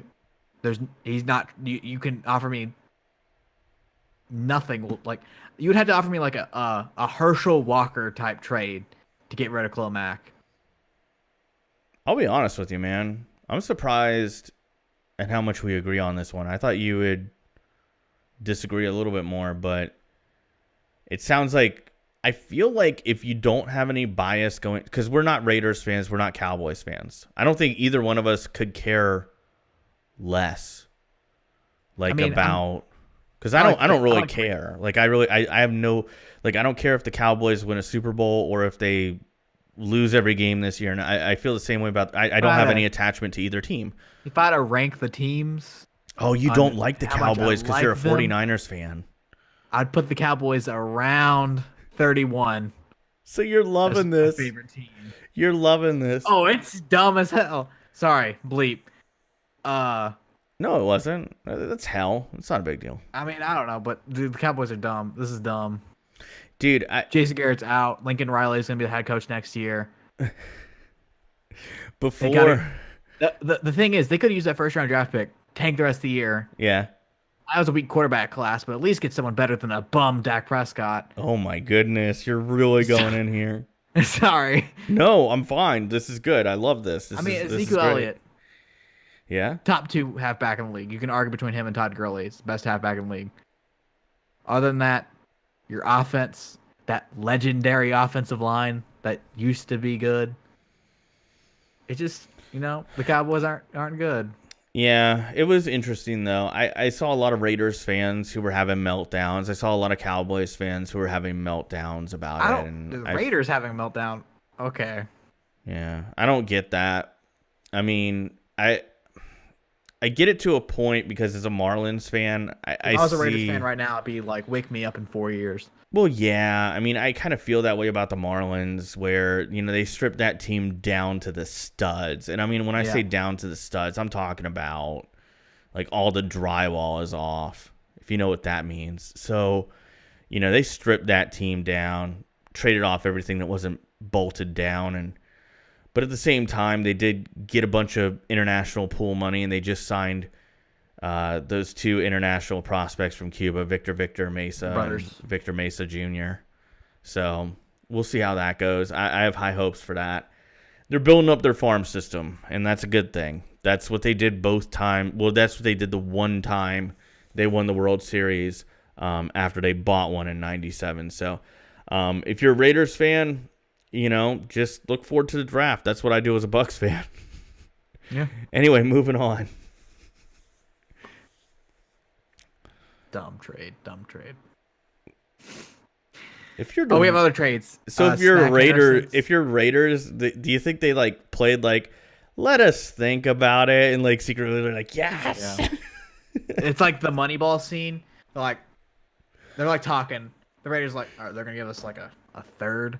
That's what they're gonna offer us. We get a first round pick for Amari Cooper. You mute the mic. You just throw a party. Yeah.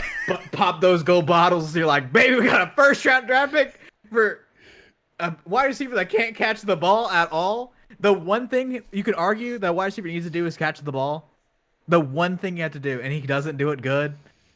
His catch percentage is 50 something, 40, high 40s, low 50s. It's like a which kicker. Is not good at all. It's like a kicker. You got one job, dude.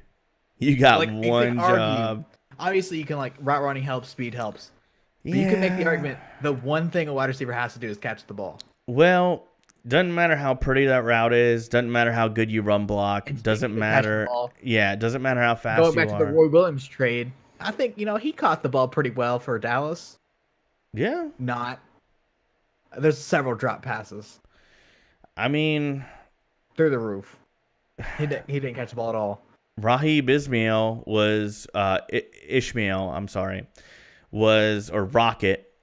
was a speedster, one of the fastest guys to ever play in the NFL, and he could run decent routes, but he couldn't catch a football. Yeah. So didn't really work out for him. All right. Snacks. We have more trades. Damon Snacks Harrison getting traded to the Detroit Lions for a 5th round draft pick. The team I predicted to win the division and have coach of the year. Throwing everything under the bus. Yeah. Good deal for the Lions. They get a great defensive tackle for almost nothing. Yeah. Getting there, Ndamukong Suh or Haloti Ngata. Yeah. Back. They always have a dominant defensive tackle. Finally get one. Yeah, I like the deal for the Lions. For the Giants, probably about the best value you could get. But yeah, I'd rather an old man. Yeah, I mean, but I don't know. I like Snacks. And then Eli Apple gets traded to the Saints. Saints don't have any money to do anything else, so this is the last deal they're doing for the deadline, unless they trade off money. So I like this deal for a number of reasons. One, I don't subscribe to the Eli Apple is completely irreparable argument. I know a lot of Giants fans have completely given up on him, but he shows those flashes of being competent.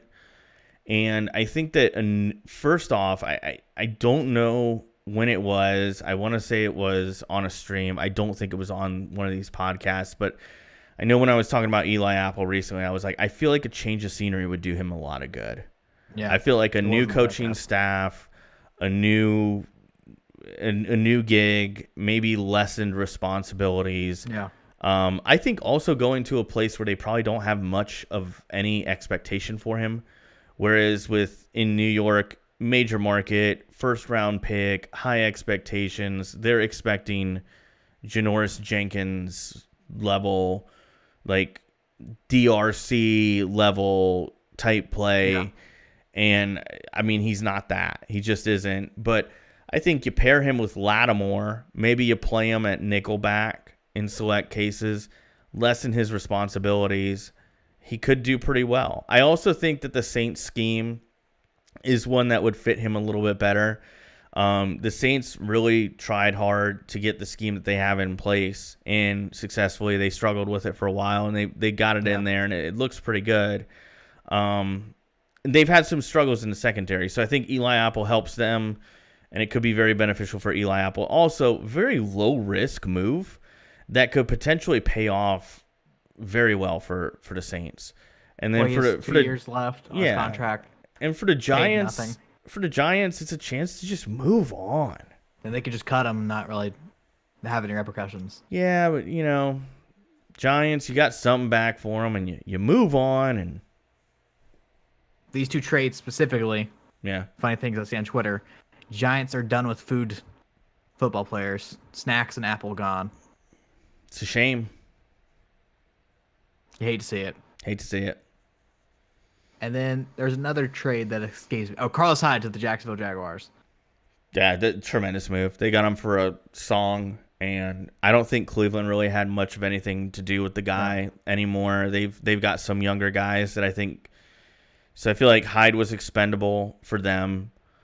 Still has a lot of tread left on the tires. I think Carlos Hyde is like 26. I think he's unbelievably underrated, and El Guapo.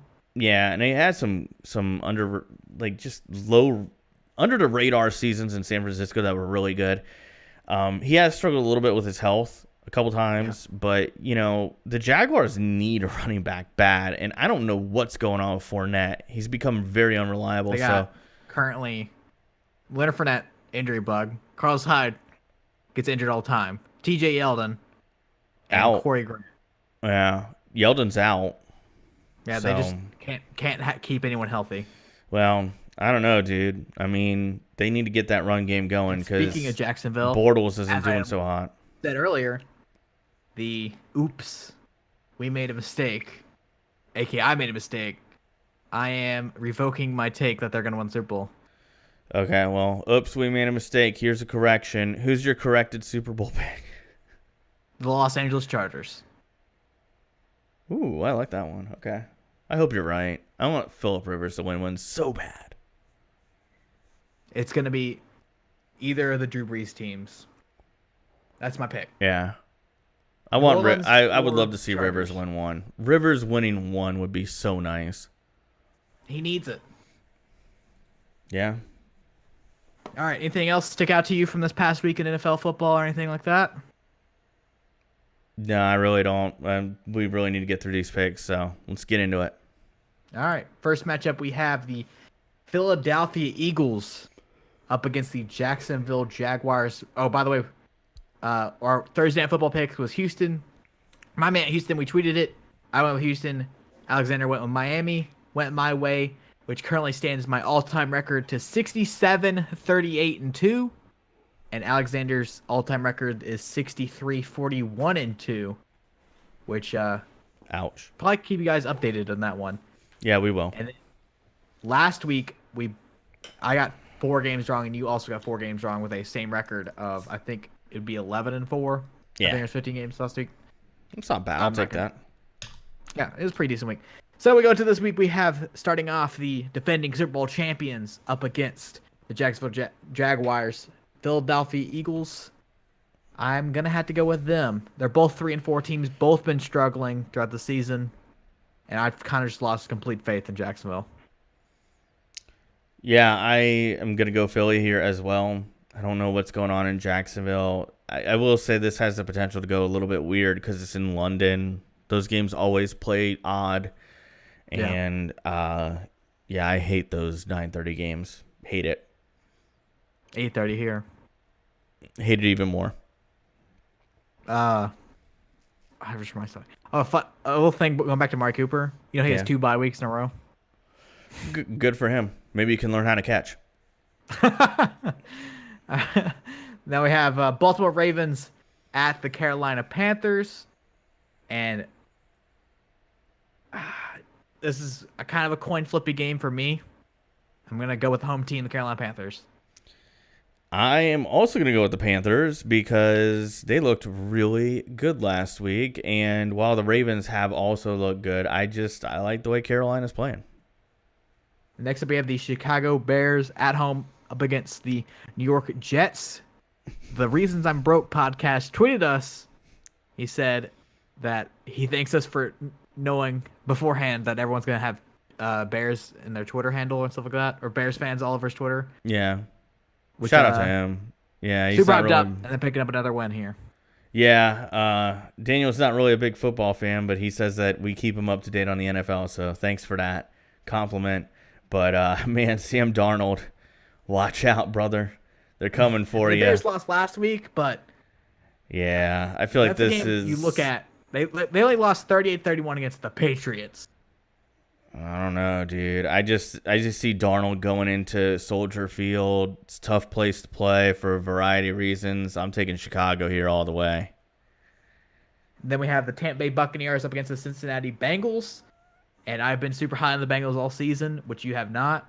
But I'm sticking to my guns, going with the Bengals. I'm high on them this week because they're facing that really banged up and young Tampa Bay defense, and there is also the slight chance that Gerald McCoy might not play.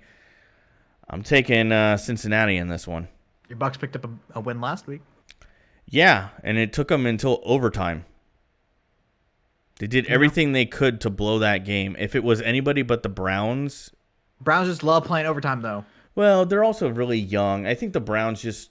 I have to say this, man. Like, they just struggle closing out games because they're really young. Yeah. It'll come to them. Next, we have the Seattle Seahawks in Detroit. The 3-3 Detroit Lions, which going back, I said that they're going to start off 0-5. I got to say that every week. My predictions are awful. But I have Seattle taking the game in Detroit. I got Detroit. Then we have the Denver Broncos 3-4. There's trade rumors all around the team. Apparently, Emmanuel Sanders might get traded. Demaryius Thomas might get traded. And they're up against the flaming hot Kansas City Chiefs. I say it every week until something proves us wrong. Because I assume you're going with them too. Yeah, I'm going Chiefs. I just think there's Denver's checked out, so I'm going Chiefs. Then we have the Washington Redskins, the 4-2 Redskins at the 1-6 New York Giants. And the New York Giants are fighting for that first overall pick, so going with the Redskins. Yeah, I'm going to go Redskins here too.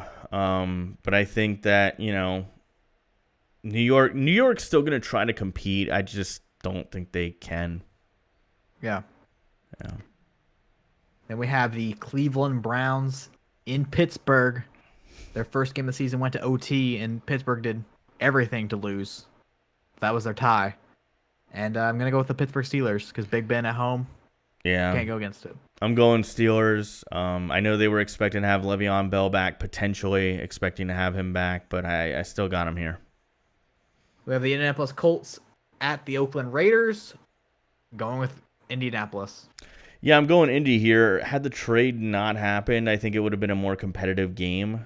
But I'm struggling to see how Oakland's going to move the football. But just throw it up to Martavis Bryant, Mad 16 style. Well, I hope that Y button works for Gruden for the aggressive catch. But yeah, man, I'm going Indy here. And we have the San Francisco 49ers, the 1-6 Bowl, the division rivals, San Francisco 49ers, led by C.J. Beathard in Arizona against Josh Rosen. And Josh Rosen, for the first time in DCD history, anyone's ever picked the Cardinals, I'm going with the Cardinals. Well, I'm going to go with San Francisco here, so I guess I'm picking your team. Yeah, this is the first time. We have a little document. Nobody's ever picked the Cardinals. Ever picked Arizona. Yeah. They're pretty rough. Then we have the Green Bay Packers, Aaron Rodgers, at the Los Angeles Rams. If there's a team to beat the Rams, Aaron Rodgers might do it, but the Rams are the Rams, so I got to go with the Rams. Yeah, Rams playing at home. Green Bay's defense real soft, and that defense will hassle Aaron Rodgers. So I'm taking the Rams here. We have a repeat of the NFC Championship. Divisional series. The Saints at the Minnesota Vikings, and I have the Saints taking it this time. Yeah, I really like the way the Saints are looking right now. I'm taking them here, and I gotta say, Ingram and Kamara are a really nasty combination. One of them is always due to have a good game, and then the passing, they have Michael Thomas. Like, it's not fair. It's not fair. It's like the Rams offense. It's just not fair to defenses. So, taking the Saints here. Then we have the Vegas biggest spread of them all. The 14-point favorite New England Patriots in Buffalo. Yeah. And also, NFLPick'em.com has the Patriots winning. 97% of people are picking the Patriots. It's pretty obvious I'm going with Patriots.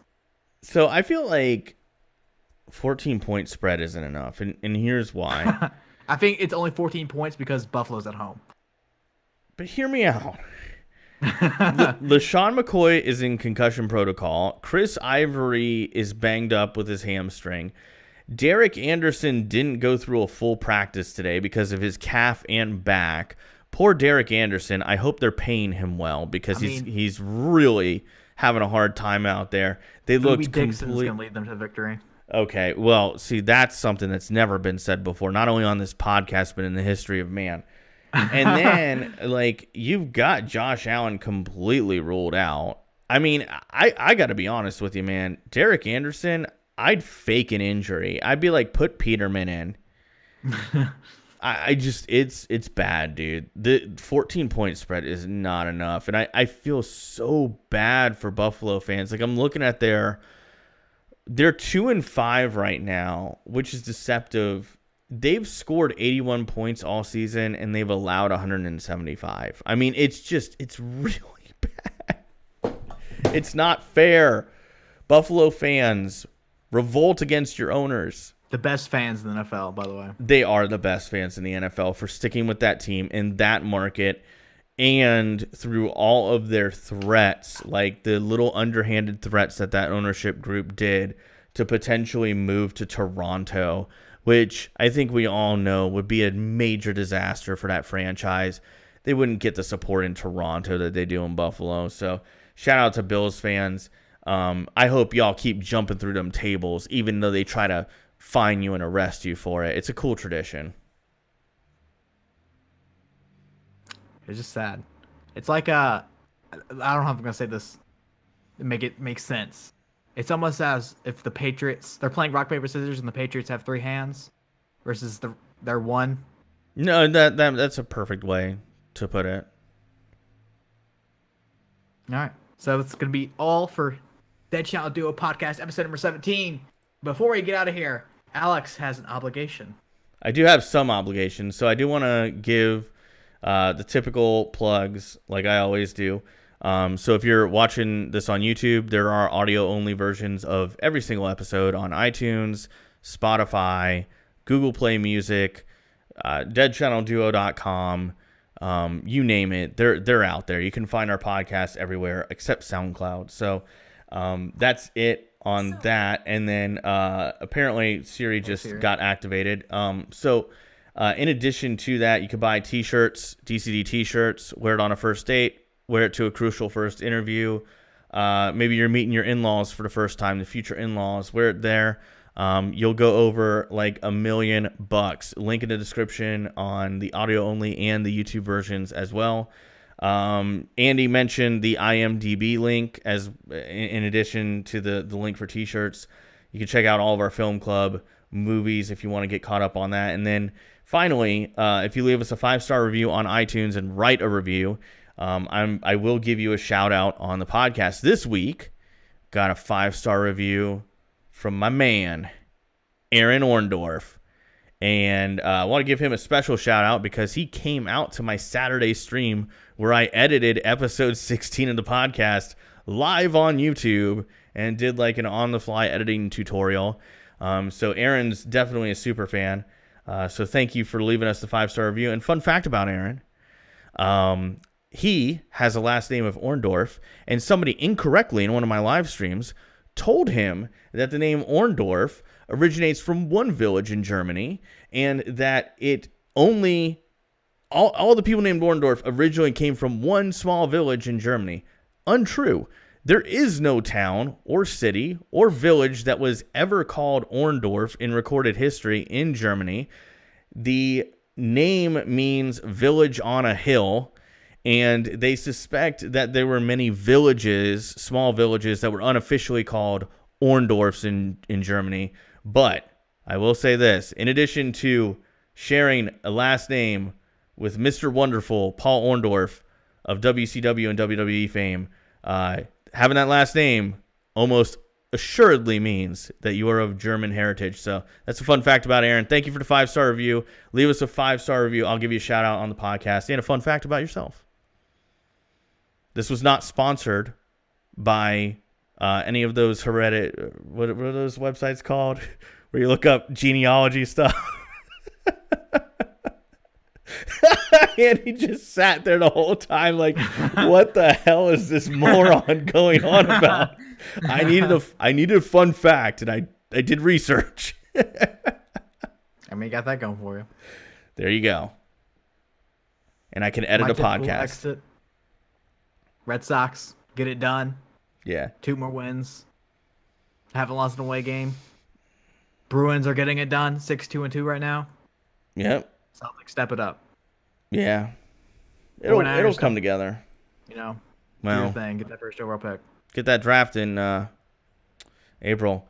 So this was a really long one, but it's the last one of October. So hopefully it does well because our numbers are down. Don't forget to watch Freddie Got Fingered. Yeah, watch Freddie Got Fingered. We'll see you next week, guys. Bye.